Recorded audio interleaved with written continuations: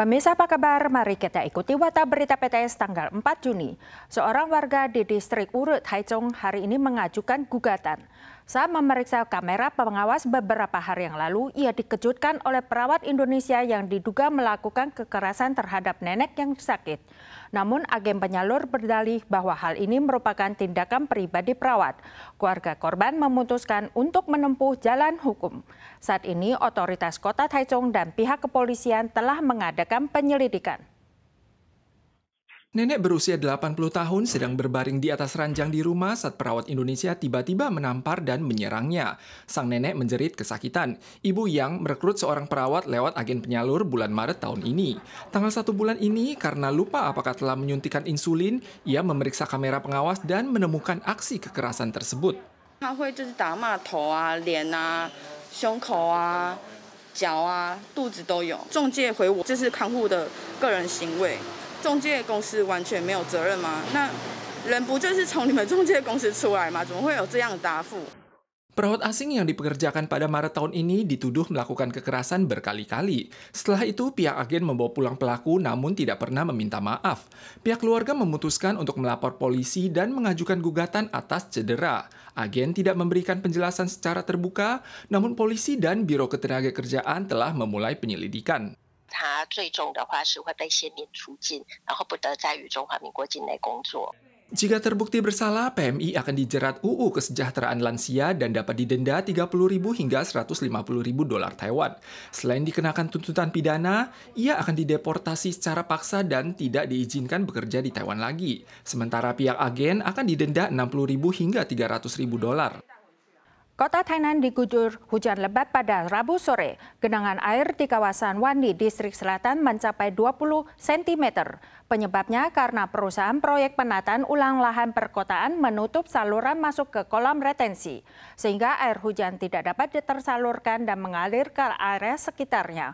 Sementara itu, hujan lebat juga mengguyur kota Kaohsiung sehingga menyebabkan genangan air dan kebocoran di area parkir bawah tanah stasiun Kaohsiung.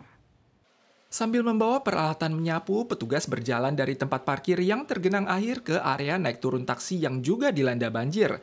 Tempat parkir bawah tanah stasiun kereta Kaohsiung dibuka pada Januari tahun ini. Hujan deras tanggal 3 sore menyebabkan sejumlah titik di tempat parkir tergenang air.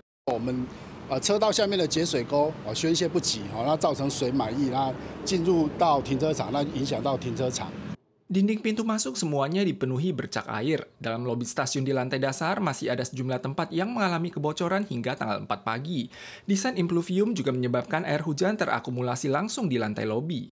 Hujan mulai turun tanggal 3 sore. Tak sampai setengah jam, daerah sekitar Wanli langsung tergenang air dengan ketinggian di atas 20 cm atau sekitar separuh tinggi ban, menimbulkan masalah bagi warga yang hendak keluar rumah. Kawasan ini sudah 3 hingga 4 tahun tak pernah banjir.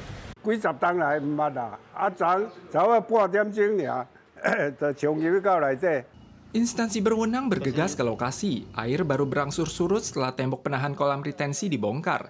Ternyata daerah tersebut sedang menjalani penataan ulang lahan perkotaan dengan mendesain 3 kolam retensi. Banjir diakibatkan ditutupnya saluran air di salah satu kolam yang sedang dibangun.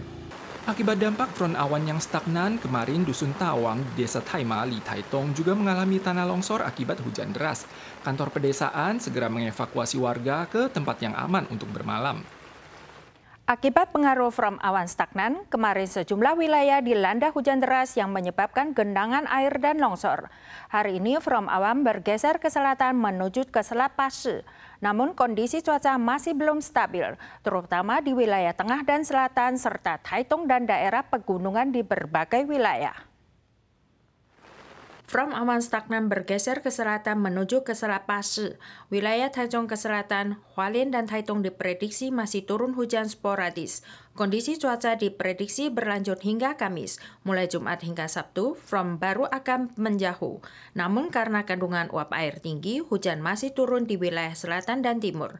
Cuaca tetap tidak stabil hingga Sabtu, dengan potensi hujan lebat disertai petir di sore hari. Sementara itu, taifun yang biasanya terbentuk pada bulan April dan Mei hingga saat ini belum satu pun yang muncul, mencatat rekor paling lambat sejak 2016. Menanggapi polemik pelabelan susu segar, Badan Pengawas Obat dan Makanan mengumumkan kedepannya produk susu baru boleh diberi label susu segar setelah memperoleh stiker atau sertifikasi dari pemerintah. Sementara produk lainnya wajib diberi label susu sapi atau susu kambing. Seperti teh susu segar yang saat ini dijual di toko minuman juga harus diganti namanya. Aneka susu segar tertata di rak toko. Warga memilih merek favorit mereka, ada juga yang memilih susu UHT. Namun mulai Juli tahun depan, produk yang tidak memiliki stiker susu segar atau stiker sertifikasi tidak boleh dilabel sebagai susu segar. 参照国际规范修正鲜乳用词，取得中央农业主管机关核发之鲜乳标章或验证标章等时的标示为鲜乳。 Badan Pengawas Obat dan Makanan mengumumkan amandemen UU tersebut secara resmi tanggal 3.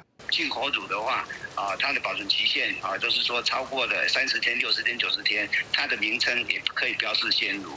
Nama susu segar impor harus diubah menjadi susu hewani yang dapat dikonsumsi. Juga harus dilabel sebagai susu sapi atau susu kambing.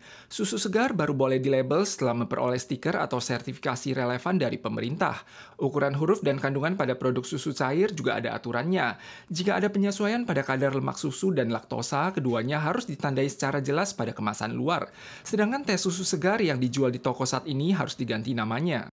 Peraturan ini berlaku per Juli tahun depan. Jika susu impor hendak dilabel sebagai susu segar, produk tersebut harus memperoleh stiker terkait sebelum dapat diedarkan. Pelanggar didenda maksimal $4 juta berdasarkan UU Keamanan Pangan. Korea Selatan sempat diguncang kerusuhan darurat militer pada Desember tahun lalu yang berujung pada pemakzulan Presiden Yoon Suk Yeol. Tanggal 3 kemarin, Korea Selatan menggelar pemilihan presiden. Kandidat dari Partai Demokrat, Lee Jae-myung, dipastikan meraih kemenangan. Upacara pelantikan presiden baru segera digelar pagi ini. Dalam pidato pelantikannya, Lee menegaskan bahwa darurat militer tidak boleh terulang kembali. Upacara pelantikan digelar di Gedung Majelis Nasional yang terletak di Seoul dan dihadiri sekitar 300 orang.